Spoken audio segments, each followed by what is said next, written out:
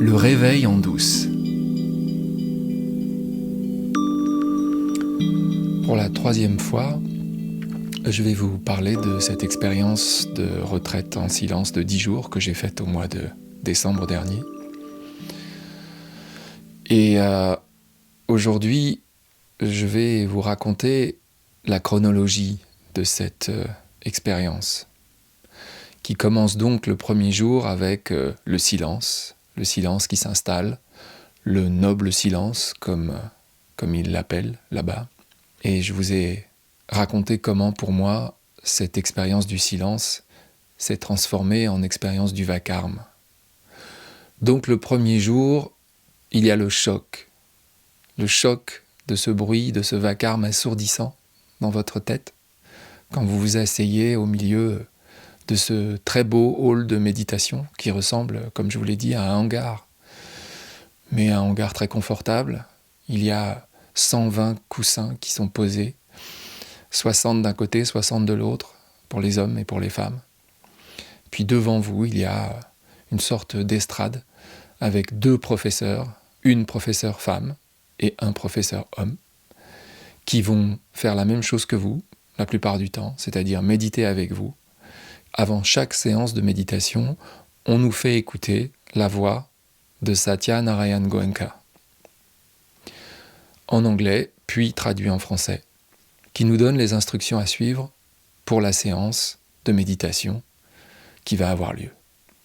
En général, ça dure 1 heure, parfois ça peut durer plus longtemps. Et ces instructions sont très précises. Et on se rend compte au fur et à mesure des jours qui passent qu'il y a une véritable méthode qui nous est transmise et qu'il faut essayer de suivre à la lettre. Et plus on essaye de la suivre à la lettre, plus on a des chances d'obtenir des résultats. Les 3 premiers jours vont être consacrés à essayer de se concentrer sur la respiration, sur l'air qui entre et qui sort par les narines, et uniquement ça. Et les instructions qu'on nous donne au début de chaque méditation, c'est recommencer. Essayez de vous concentrer sur la vibration de l'air à l'entrée et à la sortie de vos narines. Essayez de ressentir si ça rentre par la narine gauche ou par la narine droite ou par les 2 à la fois. Et puis petit à petit, on va nous demander de nous concentrer sur quelque chose d'encore plus subtil. C'est le rectangle au-dessus de la lèvre supérieure et qui va jusqu'aux narines, et de se concentrer suffisamment pour se rendre compte qu'il y a quelque chose à ressentir à cet endroit-là. Comme je vous l'ai dit,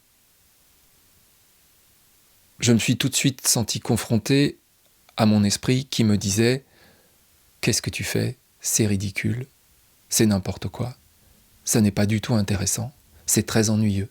Pourquoi est-ce que tu t'imposes ça ?» Et mon esprit ne m'a pas laissé le faire. De temps en temps, on croit qu'on arrive à se concentrer. De temps en temps, on est fier d'avoir tenu, on croit que ça a duré 5 minutes, alors que peut-être ça a duré 20 secondes.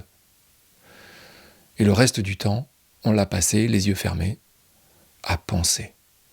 C'est-à-dire à laisser entrer des pensées dans sa tête, à suivre parfois un certain fil, jusqu'au moment où vous vous rendez compte que « Zut, j'étais en train de penser.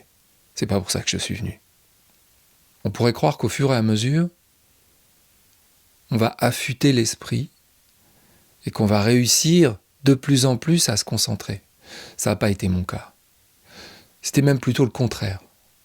Plus j'essayais de me concentrer, moins j'y arrivais. Plus j'essayais innocemment, alors que je sais très bien ce qu'il en est. Plus j'essayais d'exercer ma volonté, comme si j'avais une volonté et un libre arbitre par rapport à ces pensées qui me traversent la tête constamment, plus j'essayais de le faire et moins j'y arrivais. Et c'est ça qui, durant les 3 premiers jours, a été le plus difficile. C'est le fait de se rendre compte qu'il n'y a pas moyen de faire ce qu'on nous demande de faire. Pourtant, ça a l'air simple.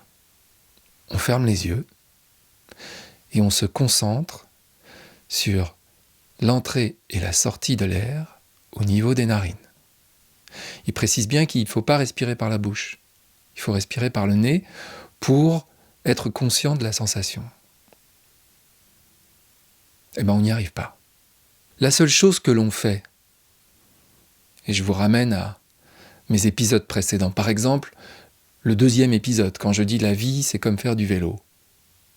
On a beau savoir qu'il est possible de tenir en équilibre sur un vélo, tant qu'on n'est pas monté dessus, et qu'on ne s'est pas rendu compte que ça paraît impossible au premier abord, on ne sait rien.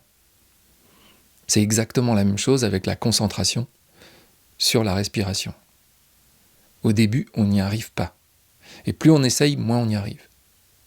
On aimerait bien qu'on nous mette des petites roulettes pour pouvoir avancer en restant en équilibre. Et les petites roulettes, ce sont les discours du soir. Parce que tous les soirs, il y a un discours qui nous explique les fondements de la technique, l'histoire de la technique, pourquoi il faut appliquer la technique telle qu'on nous dit de l'appliquer. Et c'est du baume pour l'esprit, pour le mental, pour l'intellect. Enfin, il a de la nourriture. Et il peut comme avancer avec ça. Mais le problème, c'est que le lendemain matin, à 4 heures, vous vous réveillez, à 4h30, vous êtes dans la salle de méditation, et ça recommence. Toutes les 4 secondes, vous tombez du vélo. Impossible de vous raccrocher à quelque chose, sinon à votre esprit, qui va vous raconter des tas d'histoires à propos de ce que vous avez écouté hier, et puis très vite, ça va basculer sur la mémoire, le futur, les projections, les souvenirs, les traumas. Et au bout d'un certain moment, quelque chose craque à l'intérieur. En tout cas, c'est ce qui m'est arrivé. Ça devenait trop dur.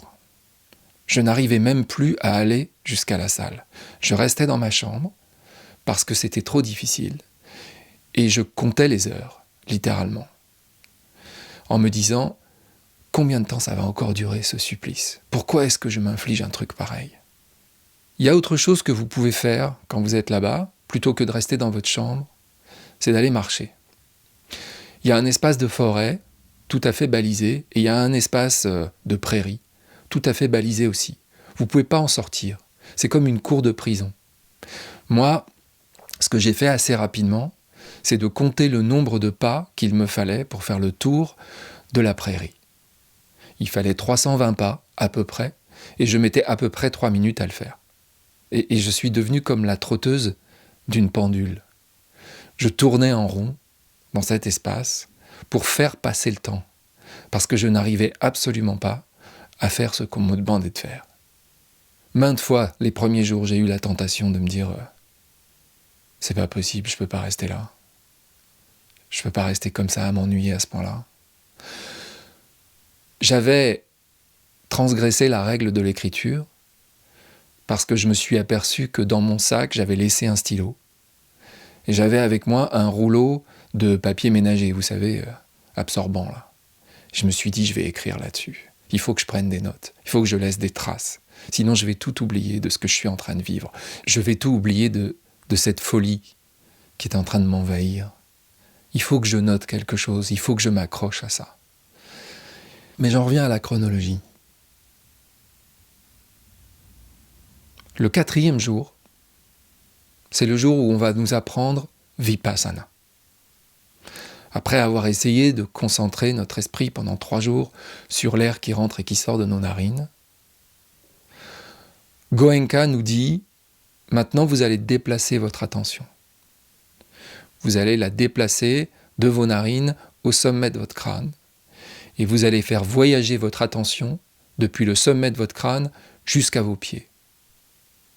Et vous allez essayer de chercher si vous ressentez quelque chose à chaque centimètre carré de peau que vous allez investiguer. Quand j'ai compris que c'était ça, Vipassana, j'ai ressenti une sorte de déception terminale. Vraiment. Je me suis dit, c'est tout ? C'est ça, c'est un body scan. C'est un scan de notre corps, c'est tout, c'est ça, Vipassana. Mais je l'ai déjà fait, ça. C'est même ce que je propose souvent à mes clients quand je fais des séances de coaching. En général, on commence par quelque chose de cet ordre-là. On fait le point sur le corps. Comment ça se passe dans le corps ? Est-ce qu'il y a des tensions ? Ça permet de calmer un peu l'esprit et de rentrer dans un espace différent de l'espace dans lequel on était avant. Je me suis dit, si c'est juste ça, alors là vraiment, je perds mon temps ici. Donc à la sensation de folie liée à l'impossibilité de dompter mon esprit, s'ajoutait la déception, tout simplement parce que c'était encore mon esprit qui voulait de la nourriture, et quand il a appris que c'était ça qu'on venait lui vendre, là il a vraiment dit non mais franchement. Et puis il y a encore une chose dont j'ai pas parlé. Mais quand vous êtes obligé de rester assis sur un coussin, assis ou à genoux sur un tabouret, avec un rehausseur, avec un zafou, comme on l'appelle, ce coussin qu'on utilise pour la méditation ou pour le yoga parfois. Et vous pouvez en accumuler une quantité, vous pouvez vous faire une sorte de trône de coussin pour essayer de trouver une position qui soit tenable pendant 1 heure. Mais le corps, il veut pas. Moi, je suis affligé d'une scoliose depuis l'adolescence. Et au bout de 5 minutes, si j'essaye de rester le dos droit à la force des muscles, j'ai un couteau qui rentre entre les omoplates. Et je sais très bien que ce couteau, il va continuer non seulement de rentrer, mais qui va tourner, et que plus le temps va passer, plus la brûlure dans le haut du dos va se répandre jusqu'aux épaules, jusqu'au bout des doigts et jusqu'en haut des cuisses. Donc, il a fallu aussi lutter contre la souffrance dès le début, et ce combat-là aussi, je l'ai perdu. Je suis allé voir le prof et je lui ai demandé si je pouvais faire comme quelques-uns que je voyais faire, c'est-à-dire chercher une chaise avec des accoudoirs, pour méditer assis, parce qu'autrement, la souffrance était telle que je ne pouvais rien faire, j'étais juste focalisé sur pourquoi est-ce que tu t'infliges une souffrance pareille, la douleur c'est une information, tu es juste en train de te faire du mal. Donc, j'ai obtenu ma chaise, et sur ma chaise, qu'est-ce qui s'est passé ? Assez vite, mon corps a continué de se rebeller. Quand vous êtes assis sur une chaise et que vous restez pendant 1 heure les yeux fermés, vous vous endormez. Et parfois, j'ai été réveillé par mes propres ronflements. Et là, c'est la honte, évidemment, qui vous assaille, parce que même si les autres restent parfaitement impassibles, vous savez qu'on vous a entendu ronfler. Parce que les autres, parfois, vous les entendez ronfler aussi. Qu'est-ce que je suis venu faire dans cet enfer ? Je n'en suis qu'au 4e jour. Je suis allé jusqu'au bout et j'y ai trouvé un trésor. Mon idée n'est pas d'entretenir un suspense et de vous obliger à revenir la semaine prochaine. Mais je tiens à ce que les épisodes du Réveil en douce ne dépassent pas une certaine longueur. Donc je vais vous laisser là pour aujourd'hui. Et je pense aussi que c'est une bonne chose.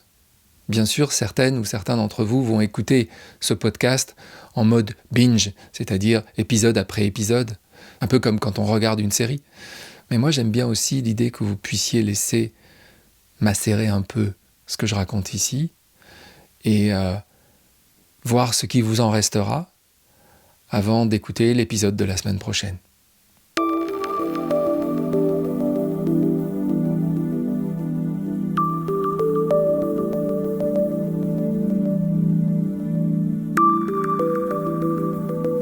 Alors un petit ajout à cet épisode, si vous l'écoutez en temps réel, c'est-à-dire au moment où il est publié, sachez qu'à la fin de la semaine, le 13 janvier, à 18h heure française, je vais animer un webinar, c'est-à-dire une conférence en ligne, autour de Vipassana et de ce qui s'appelle les 3 principes. Je vous reparlerai des 3 principes bientôt. Les 3 principes, c'est une compréhension qui est très très alignée avec ce que je vous partage ici depuis le premier épisode, mais qui n'est pratiquement pas connue en France. Je mets dans la description de cet épisode le lien pour s'inscrire à cette conférence. Et si vous avez la chance de l'écouter, cet épisode avant le 13 janvier 2023, vous aurez la possibilité de venir en live, écouter et éventuellement me poser des questions. Attention, tout sera en anglais. Et vous pourrez probablement trouver sur ma chaîne YouTube cette conférence avec des sous-titres en français. En tout cas, je serai très heureux de vous voir si ça vous tente de venir assister à cette conférence.